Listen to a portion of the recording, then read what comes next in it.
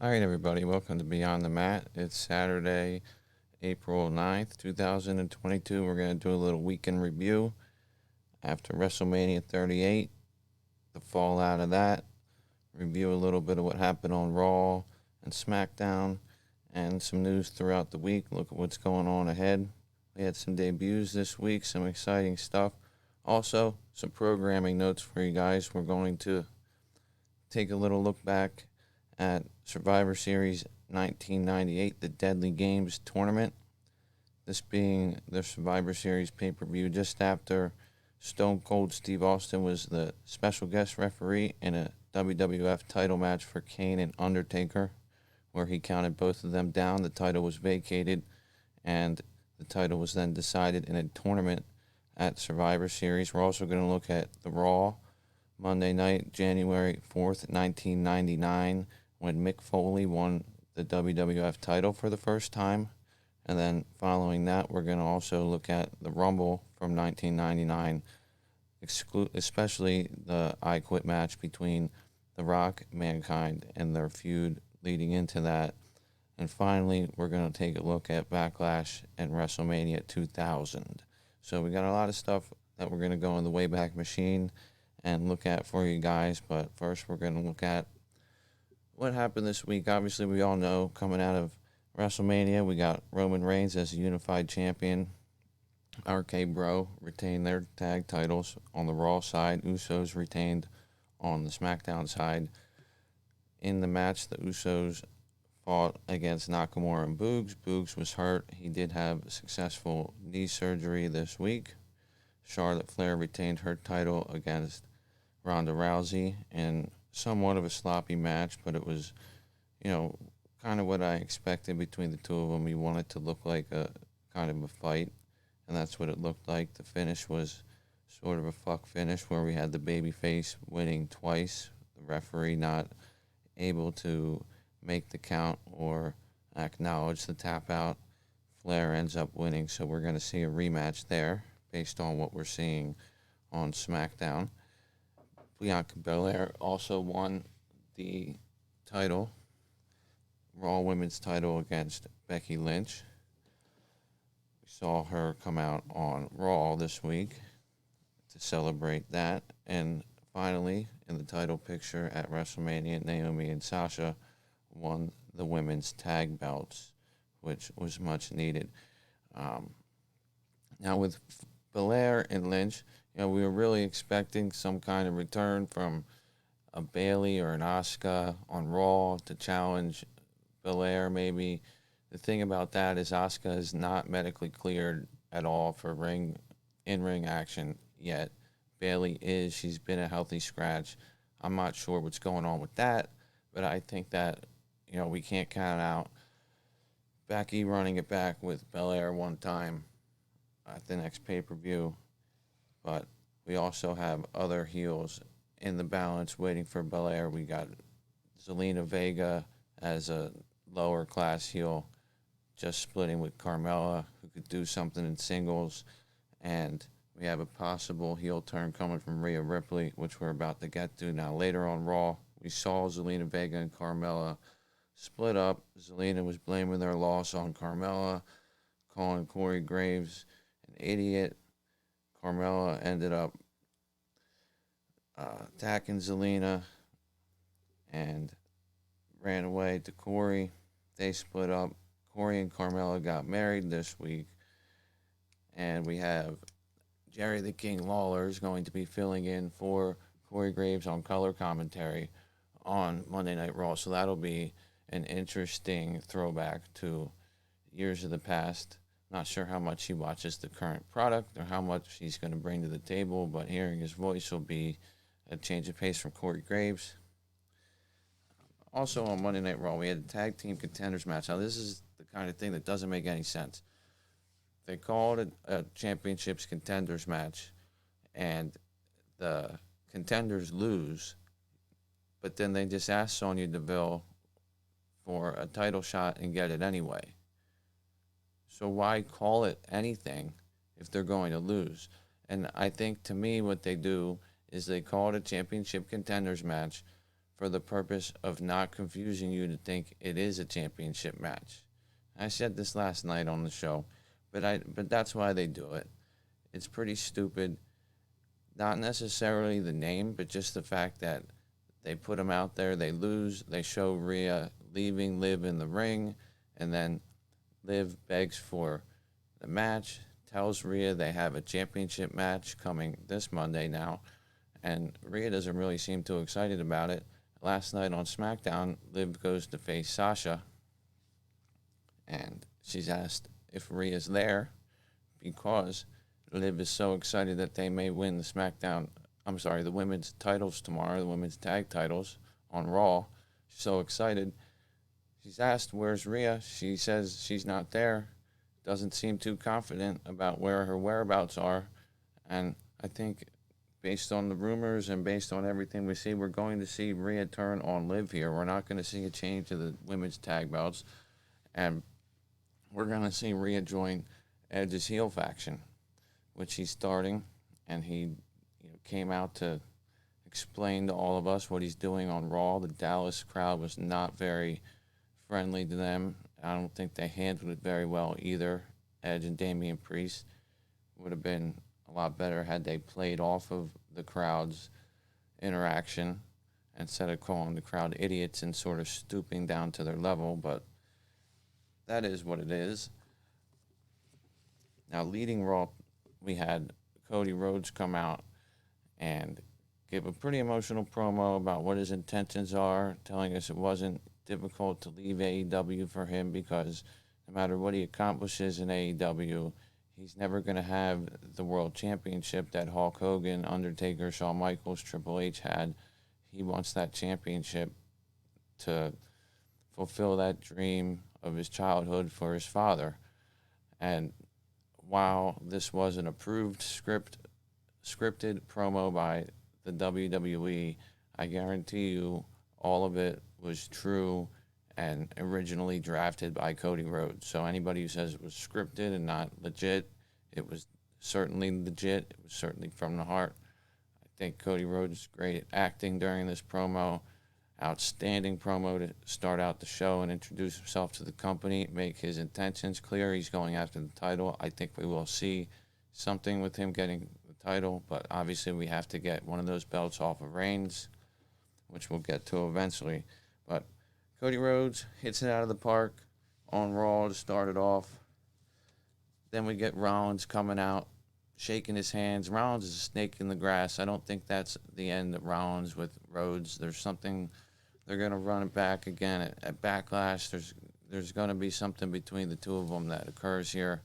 Not sure what it is. It's unpredictable at this point, but maybe Rollins is one of the first to get a hold of the WWE title again, and Rhodes has to get it off of him. Maybe they're both involved in a triple threat match against Roman Reigns, where both titles are involved, much like the match that we saw Kurt Angle be involved in when he had the European and Intercontinental Championships back in the day.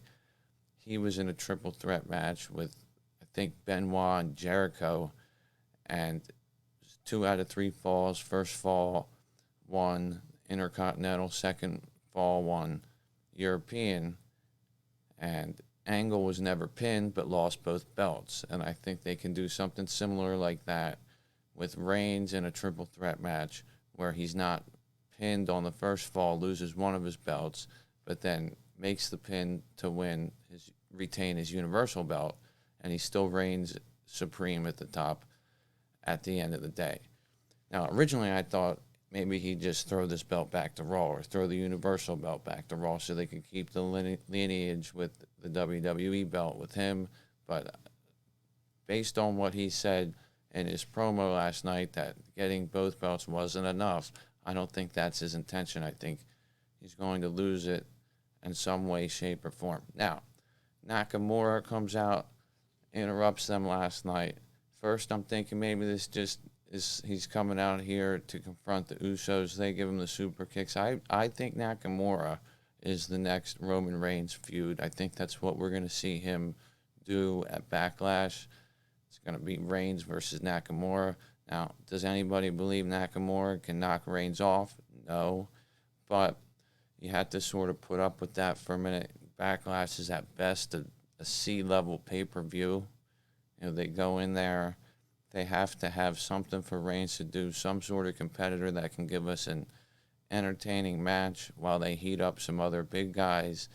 They're not ready to just jump right to Drew McIntyre. They're not going to jump to Bobby Lashley. He's dealing with Omos right now. Seth and Cody are doing something. There's not much else. And Nakamura's a decent hand. He's got no tag team partner now. Maybe this was the plan all along. Maybe the plan was for Nakamura and Boogs to lose and then Nakamura to go after Reigns and have the big Boogs intro every single time. And for their match, Boogs be saying the soon-to-be Universal Unified whatever champion, Shinsuke Nakamura. But that's not happening. But I think we're going to see Nakamura versus Reigns. You know, we have to endure that so that they can heat Drew up, heat Lashley up, get these other bigger guys out of these feuds. Then you put them in a match with Roman Reigns and triple threat, like I say, and you have one of those other guys pin one of those other guys, get the belt. Then you end up in a situation where Cody can go after one of those other guys. So to make that make more sense, SummerSlam, we have McIntyre, Reigns, and Rollins in a triple threat match. And Rollins pins McIntyre, gets the WWE title. Reigns pins Rollins, retains his Universal. And now we have the ability for Cody to have a program with Rollins to win the WWE title. I think that's a good way to go. It's a possibility. Who the hell knows? But I definitely think we're going to see Nakamura and Reigns here. The only alternative to that is the fact that we now have the possibility of unified tag team championships. And before I get to that, the fact that Roman Reigns suggested that and suggested that they go take the tag team belts from RKBro. Whether or not they're successful in doing so, that opens the door now for interaction and a possible feud between Orton and Reigns, which would be great, or even Riddle and Reigns, whether it's immediate or down the road. I think it's not out of the realm of possibility that the Usos go over there and screw it up, and RK-Bro wins the unified tag titles if that's what they're doing here. Now, if they do unify the tag titles, I think this is us seeing the brand split still exist, but it's very soft. There's still two separate brands and two separate rosters and whatever, but the championships are now more important, and guys can kind of go back and forth to feud for the championships, but then non-championship feuds stay on their respective shows. And I don't have a problem with that at all, as long as they're not trying to tell us that one show's not supposed to be with the other. I don't have a problem when there's a Liv Morgan on SmackDown when she clearly says she's facing Sasha to gain momentum before she goes to face her on Raw for the women's tag team title. She's in a women's tag program. She's free to roam. I think if people are in title programs where there's only one title that goes across brands, I don't have a problem with them going across the brands. Now, could Reigns be dealing with Orton here? I don't think so. I think the reason they wouldn't send Nakamura out there for no fucking reason, just to end their feud and punctuate the fact that they lost at WrestleMania. I think Nakamura was out there to stare down Reigns. The heel stood tall this time. I see possibly Nakamura getting involved in the Usos and RK-Bro match whenever the hell that happens and costing them that, and then that leading to Reigns being in a program with Nakamura. But that's all dependent upon when the hell the RK-Bro and Usos things happen. We'll have to wait and see. Now, I don't know what the hell they're doing here. If you think about it, the unifying the tag team titles is probably what they need to do, because the tag team situation, they don't have enough teams. How many times are we going to see the Street Profits against RKBro, Street Profits against Alpha Academy. There's like 3 teams over on the Raw side. On the SmackDown side, Nakamura just lost his partner. I'm sure he could find somebody else. You got Los Lotharios, Viking Raiders, New Day. I can't even consider a legit tag team because they're just basically an act and a joke that comes out there. And then you have Sheamus and Holland, if you want to call that a tag team, but they're really more of a faction that certainly could produce a tag team, but their purpose isn't to carry the tag team titles at this time. So there just really isn't that many bona fide tag teams in the WWE to have a title on both shows. They should just have, singular tag team feuds that are non-title going on each show with the SmackDown or Raw respective superstars on their respective shows, or whoever's involved with the champions can fight on either show. And that's all that should matter. I mean, I don't think that they need to have Raw champions and SmackDown champions. In fact, when I first found out they did that years ago, I was like, what the hell? Why is there 2 different tag team championships? Why is there a SmackDown and a Raw champion? It doesn't make any sense. It seems like they're just giving out these belts as consolation prize.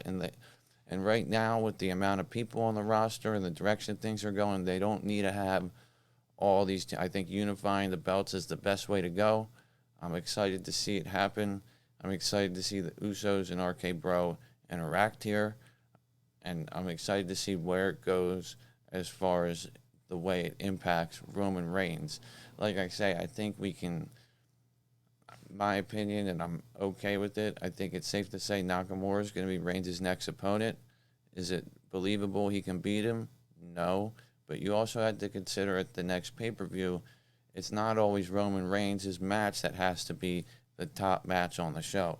We had SmackDown last night, Ronda Rousey, in her best attempt to put us all asleep, didn't do so, but she challenged Charlotte to an I Quit match. Charlotte said no, but Adam Pearce then later said we'll find out tomorrow. So it looks like we're going to get the I Quit match between Ronda and Charlotte, and that's one of the reasons why we're taking a look back at the I Quit match from the Rumble 99. Now, I hope to God this I Quit match coming up isn't anything like that one at the Rumble 99, because that was hard to watch then, hard to watch now, hard to believe Mick Foley's even alive. But regardless, they got this I Quit match coming up. It's definitely probably going to happen. I mean, I don't see any way that it's not going to happen at Backlash. That could be the main event match rather than it being a Reigns match. Reigns and Nakamura can go on first. He's still going to be a big draw. Nakamura can give him a good match because of his fighting style. It's a nice change of pace after seeing 2 big monsters like Reigns and Lesnar in the ring to see somebody with some, still strong style, but, some athleticism and Nakamura in there with Reigns. We haven't seen it yet. I don't believe anybody's going to beat Reigns for a while, so I don't really care who he's up against as long as it's something new and it makes sense. And if this is what they're going to do here before they get him against, one of the bigger guys that we really think can take him out, that's fine. McIntyre's tied up with Zayn right now for whatever reason. Seems like they're heating him up. He really destroyed Sami Zayn last night. Sami Zayn was so destroyed that he ran away twice, ducked the Claymore, ran into the crowd, and hid there. And he didn't want to face McIntyre in the first place. He wanted to face the second person that walked through the door after he saw McIntyre was the first one. So I just think that they're going to heat up guys like McIntyre, like Lashley, like Seth Rollins, and then eventually they're going to have those matches over the summer and afterwards. And during that time, there's a couple feuds that need to be done, like Nakamura here. And will Shinsuke win? No, but Shinsuke will put up a fight, and it'll be somewhat entertaining, and we just have to get through it before we get to the more believable opponents. We could still see Becky Lynch and Bianca Belair again at Backlash. And after their barn burner at WrestleMania, that could be the main event. But I see the I Quit match being the main event. I really see it being the finish of it being a lot like Austin and Bret Hart at WrestleMania 13, when we saw Austin basically passed out. Sharpshooter was applied to him by Hart. Ken Shamrock was the guest referee. Austin couldn't even say I quit. He was completely passed out, so Shamrock had to call for the bell, and that was it. Never said I quit, but he lost.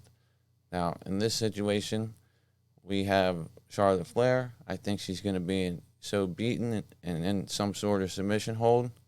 Never says I quit, but she's passed out, loses the match, and then she has her claim to, wait a minute, I never actually said I quit. The referee just rang the bell.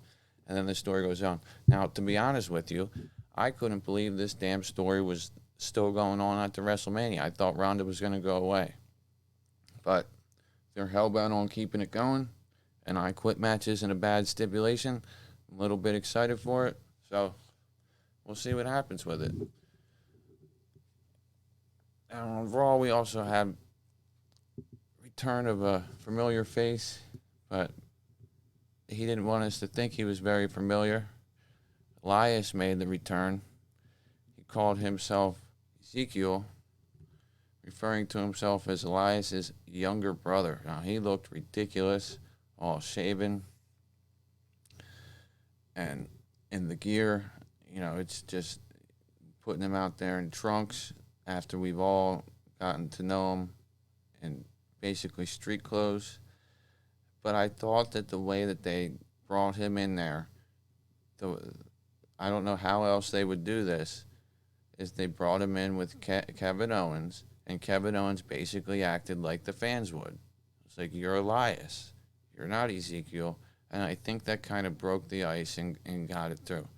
Not the most, I don't know what the hell they're going to do with this guy or where it's going to go. I think it could be pretty funny if they play it right. So we'll see what happens. I'll give it time. I don't know that I was that thrilled with the way they introduced him, but they didn't ruin him in his introduction either. So it's all good. I'm excited to see where it goes next, but I'm not totally thrilled with it. It's not something that I'm going to, make sure that I record that segment of Raw or something like that. But I'm glad to see at least Elias got back onto the roster. So, moving on now, we got Edge, his heel faction. Now, it's been rumored that Tommaso Ciampa is a possible member of this heel faction, and that Rhea Ripley is going to be a female member of this heel faction. It seems like Edge is taking people that are kind of stuck in some fashion or not really going far in their career, like in a literal sense, and then bringing them in and reviving them. I think that's the whole idea here. So my question is, if we're going to have a heel faction like this, are we going to get a babyface faction, and who would lead it? Is it Cody Rhodes? Is it AJ Styles? Who's going to be the babyface force that fights against this heel force and evens the odds a little bit? Because otherwise we're going to get a heel faction running roughshod on every single Raw show, just like we had back when we had the corporation and the corporate ministry and things like that. Veer Mahan, we saw him, he looked, they're presenting him like he's a savage, but if you look at his social media, he's really actually a real clean-cut guy. Looks great. They make him come out, basically beat up one of the biggest baby faces they have in Rey Mysterio and his son to get him the easy, cheap heat, putting him over as a monster. And I don't know about this Veer stuff. I'm not that into it. I don't know where they're going to go with it. I don't know if it's going to work. This, a lot like the debut on SmackDown of Gunther, formerly known as Walter. And this was funny because the fans were trolling during the match, chanting Walter, Walter. He was introduced with Ludwig Kaiser. Now, there was rumors on the internet that the WWE was renaming his manager Ludwig Klaus. They were not ever going to do that. Ludwig Klaus was a Nazi in World War II for Germany. He's not, they weren't ever going to do that. Whoever put out that clickbait, that's not what they were going to do. I don't know why they named him Ludwig Kaiser. Maybe they were eating off of Kaiser rolls and catering. But that's what they named him. That's what it is. So Gunther comes in here and smashes an enhancement talent. He looks real strong. Not sure where they're going with it, but I think they'll continue with this, building him up and putting him over as a monster, and that's fine. You know, I'm happy to see NXT talents getting up here and getting some TV time. Speaking of that, we got Raquel Gonzalez backstage, introduces Raquel Rodriguez. Now, a lot of people have a problem with these name changes. I mean, why do we have to change the names? What the hell? Like, to me, and then everybody will say it's intellectual property. That's all that WWE cares about, intellectual property. It's not about the intellectual property, okay? They changed the names because they consider their NXT stuff, and I know a lot of people follow NXT stuff, so somebody like Butch, you knew him as Pete Dunne, you knew how great he was, and he comes up here and he's Butch, he's completely different.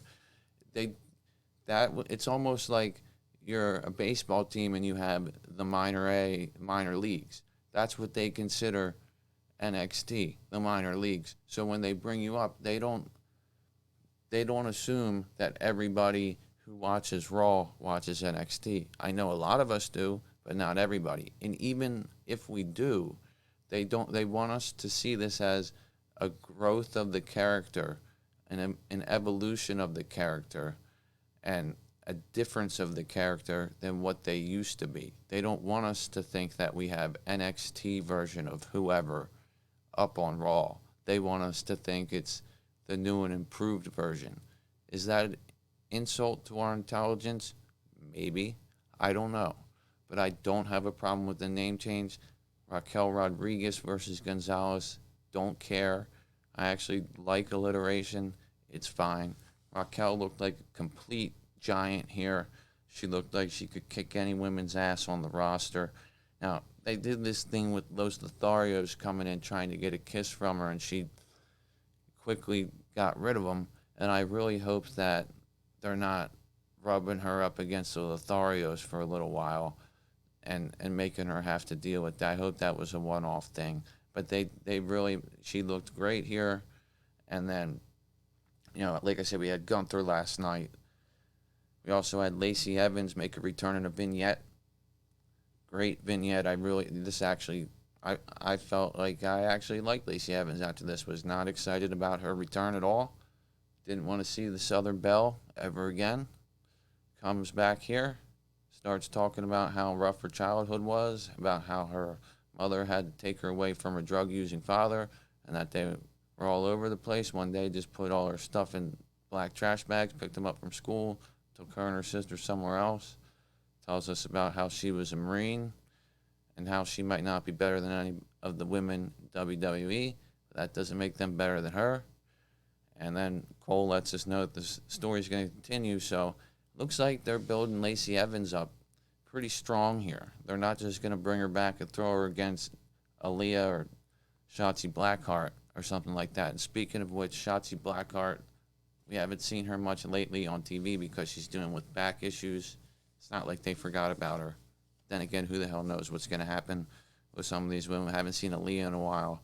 She's been doing a lot of main event and dark match stuff. But anyway, going to Lacey Evans, I think we're going to see a couple more vignettes here building her up as a babyface. We're going to have this I Quit match between Ronda and Charlotte. And then Lacey Evans will probably come back to the ring or to the show, to television in person, probably after Backlash or maybe before. It could depend on whether we see Bayley again and what iteration of her she returns in. Is she a babyface? Is she a heel? Nice if she stays heel. Get Evans back in there. Because if Ronda goes over as the champ at Backlash in the I Quit match, you bring Lacey Evans back as this new and improved babyface who's, you know, getting put over in her vignettes, claiming talking about her Marine days and all that, which is an instant thing that's going to get you over with the fans. Same thing they did with Bobby Lashley when they showed his vignette back in January or February, and basically confused everybody. Like, wait a minute, Lashley's supposed to be a heel. Why is this so babyface? Why is this such a babyface-esque promo? And that's because they were turning Lashley. So they've turned Lacey to a big babyface here. Great babyface vignette here. I loved it. Thought it was fantastic.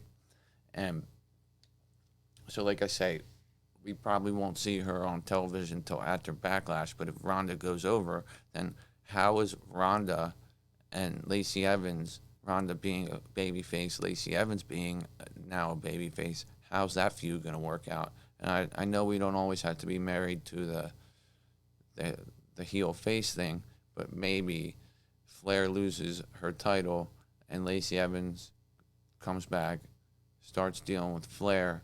Flair doesn't go after the title right away, but I'm more thinking if Flair drops that title, she's going to be off TV for a little while.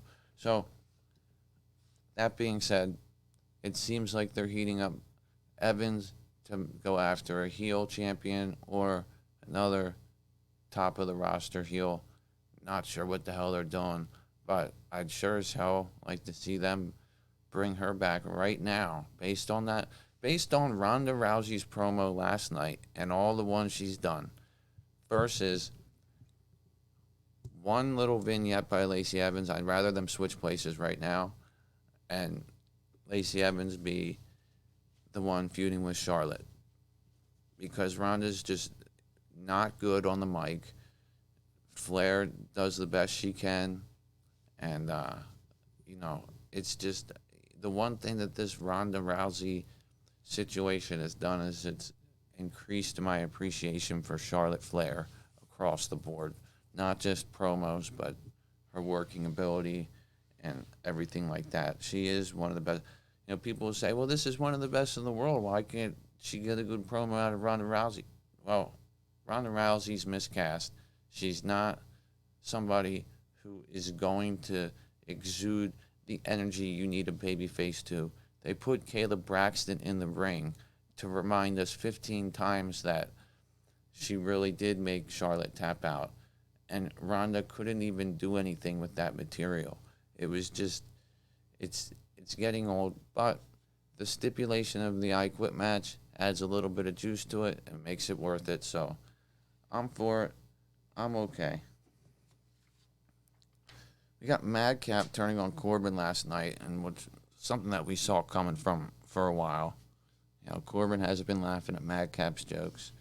Madcap actually told a couple jokes that weren't that bad. He said, what do you call me when I distract you to the point where you lose?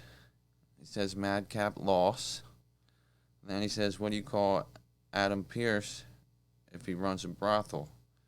And he said Madam Pierce. And then he cracked another joke that Corbin didn't like. Starts rolling around on the floor. Corbin attacks him. He ends up getting the better of Corbin.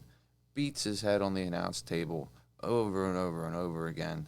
Gets him back in the ring. Beats him up some more. Clotheslines him out of there. Fans really liked this. The fans were really, really cheering for Madcap Moss in this. And I'll tell you what, I really liked it too. I'm really glad to see Madcap move on from this, become babyface. I think it was really, really smart to have him with Corbin to eventually turn him babyface, because let's face it, I think all of us like to see Corbin get his ass kicked. Nobody fucking likes him. And so having this guy and just building it and building it and building it, and then actually getting to the point where we're starting to become a little bit endearing to Madcap, and then him turning like this. There's almost nobody better to rub up against in the heel division, let's say, and the group of heels in the WWE to have somebody with to turn on, to get fans to like it. If you go in there and beat up Baron Corbin or Happy Corbin, you're going to get a reaction out of the fans. So well done there by everybody. Good plan. Interested to see where Madcap goes from here. I'd like to see Corbin drop the happy shit and go back to being something he used to be. But that's the thing. We all say, oh, well, how about this guy go back to being this character? How about this guy go back to being that character? Well, a lot of us do that thinking of things we've seen before, but there's a reason why they moved on from that character. So instead of saying, I'd like to see him be Lone Wolf or something like that, or even poor broke Corbin, how about just coming up with something new and adapting to it? So I'd like to see them come up with something new for Corbin now that him and Moss are not together. But obviously we're going to probably see a program between the two of them in a Backlash match.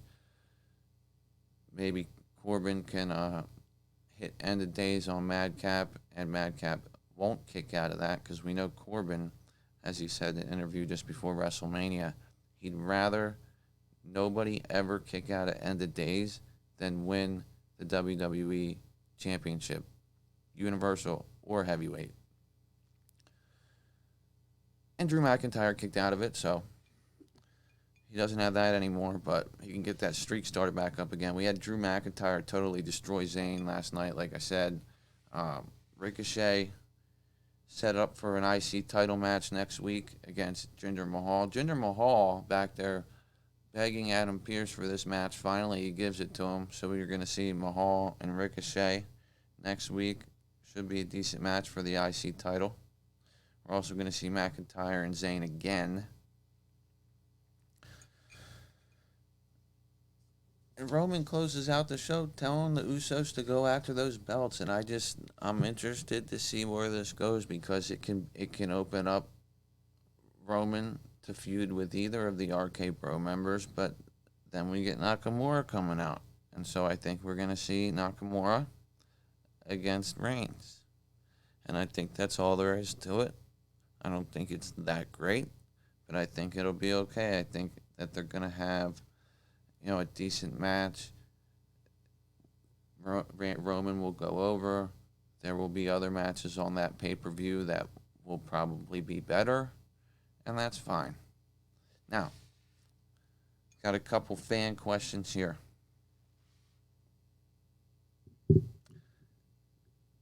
First one. This is from James in North Dakota. James asks, since Austin returned at WrestleMania, to you, who was the true star of the Attitude Era? Was it Austin? I guess he's asking who the top star of the Attitude Era was. To me, the Attitude Era was defined by a lot of different stars, and depending on who you are, you could say a lot of different people were the top stars, because there was a lot of guys who, on the babyface and on the heel side, had a huge part in making each other. That being said, the biggest star, heel or face, of that era wasn't Stone Cold Steve Austin. It was Vince McMahon. To me, without Vince McMahon starting it all off with the Montreal Screwjob, without being that heel authority figure for Stone Cold to rub up against and to be the everyman character that he was, and sort of be the person that stood up for the anti-establishment guy who stood up for what we all want to be able to hit our boss and tell him to go fuck himself. And Austin wouldn't have had that without McMahon. McMahon also continued his heel work with somebody like The Rock. The Rock also worked with Triple H, and Triple H helped build The Rock a lot. So you can say Triple H was one of the biggest guys. The Rock was one of the biggest. Austin was. But to me, none of those guys get to where they are without Vince McMahon being the heel that he was. Now, having said that, Austin Attitude Era wouldn't have been what it was without him. It's a shame that he was hurt for so much of it. That's one of the reasons why I'm not saying that he was the guy of it.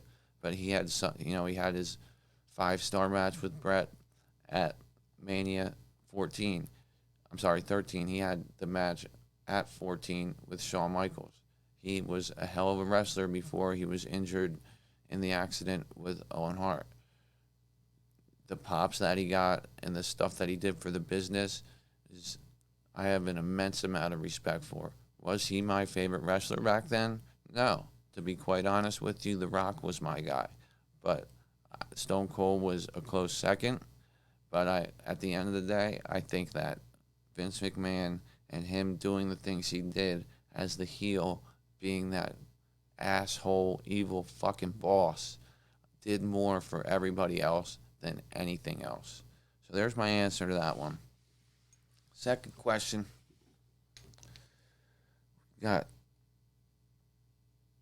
what's this say? Sammy from Florida. WWE seems to do it right every 10 WrestleManias with the top championship. So they seem to do it right with the top championship every 10 WrestleMania. If you think about it, at 10, Hart won. At 20, Benoit won. At 30, Bryan won. At 40, who do you think they will be getting it right with? If they do, that's a good question. So let's look at some guys on the roster right now who are sort of breaking through. We got guys like Austin Theory, I think, will probably be very deserving by that time. Somebody like Chad Gable, although he's very short, and maybe somebody like Riddle. I would say those are the three on the roster right now who we could see break through and maybe be a title contender by WrestleMania 40. And if WrestleMania does things right, if WWE does things right, they'll have them go over at WrestleMania. I think a close fourth would be Montez Ford. What was your favorite TLC tag team match, or your favorite TLC match, and do you think we'll see them more often? This is from Brian in Texas. My favorite TLC match was probably TLC 2. The third one that the Dudleys and the whichever one was in the middle between the Dudleys, Edge and Christian, and the Hardy Boys. I thought the third one they went a little bit too far with. The second one that they did, I think that was the SummerSlam. That was excellent. So, there's a lot of different TLC matches over the years. I don't think we'll see like the ones like we did before. Obviously, the other night there was one on an AEW show with the Hardy Boys, but I don't think we'll see that high-flying stuff with WWE too much. It's what we know about head injuries and things like that these days. They're going to do whatever they can to protect the talent, and that's why we don't see things like that. We'll take one more question here. Well, we'll take two more questions because they come together. This is from Greg in California.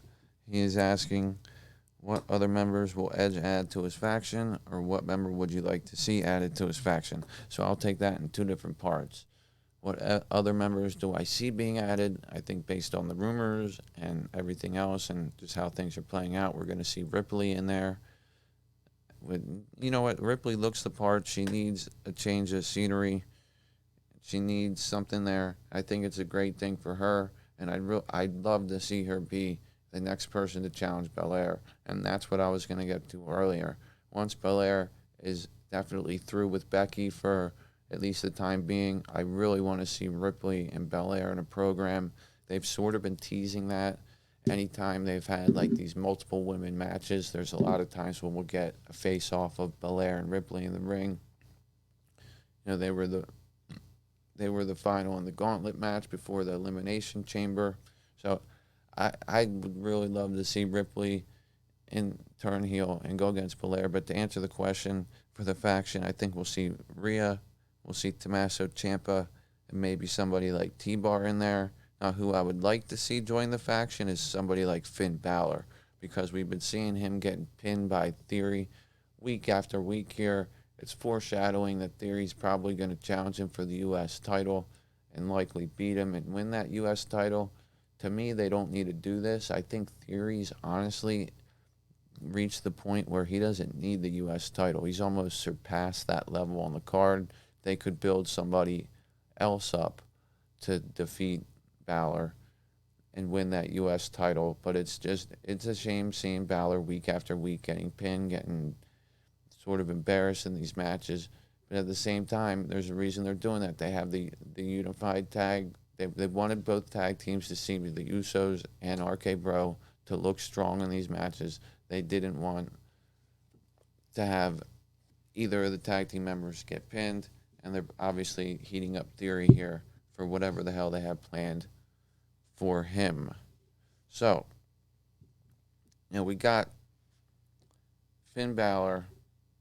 If he loses the U.S. title, turns heel, and then joins the heel faction, I think that would be cool. I think that would give him a more established guy who, can wield some power in there. You got the old head and Edge. You got a younger guy and Priest. You got Ciampa, who's been around forever, but just probably getting called up here soon. You got Rhea Ripley, pretty young female. They really should have another female in there instead of just one, so they can have, a dark side tag team in the women's division. But I don't know who they would use for that. And yeah, that's it. Now, to be honest with you, all this Edge faction crap, I'm not really that into it.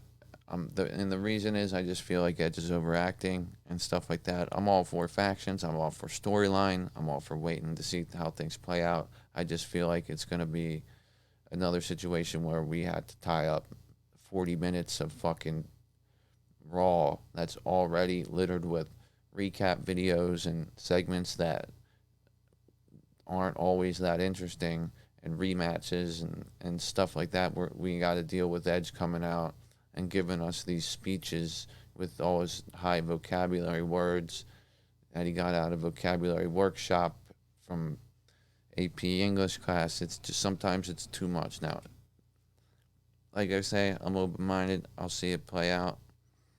See what happens here. So, and the last question I had here was something I talked about earlier. What do I think of the faction, and what do I think will happen?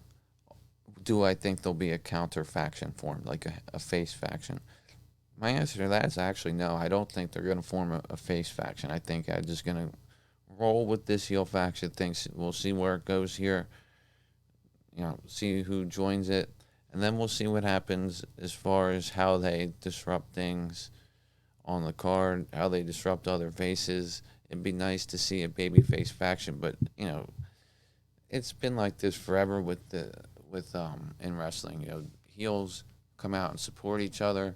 They help another heel beat a face, but where the fuck are the other faces? How come the faces don't come out and help the other faces? Are they all fucking assholes? What's the deal? But I just think that for storytelling purposes, this will be one faction on Raw. It'll be the heel faction with Edge. And I don't think I see a face faction coming. Like I said, we're going to get Shinsuke with Reigns here. I see this tag unification thing falling by the wayside for the Bloodline. Something's going to happen where RK-Bro maybe wins both of them, and then possibly, due to the fact that they have both titles, Reigns decides to fight Orton for everything. That's something we were talking about last night. There's an idea for you. Who the hell knows? There's a lot of different things that could happen. But other than that, guys, I don't have much more on my weekend review. I'm going to stop back tomorrow with the guy who was present for WrestleMania, so he'll just tell us a little bit about his experience. Back on Monday for our Raw review, and then throughout the week we'll start dropping our retro episodes and give you a taste of what was going on in the Attitude Era at that time. Like I said, I want you guys to follow me on Twitter at BeyondMattWWE. We're on all podcast platforms. Remember to subscribe. I'm going to get the hell out of here. You guys have a great night.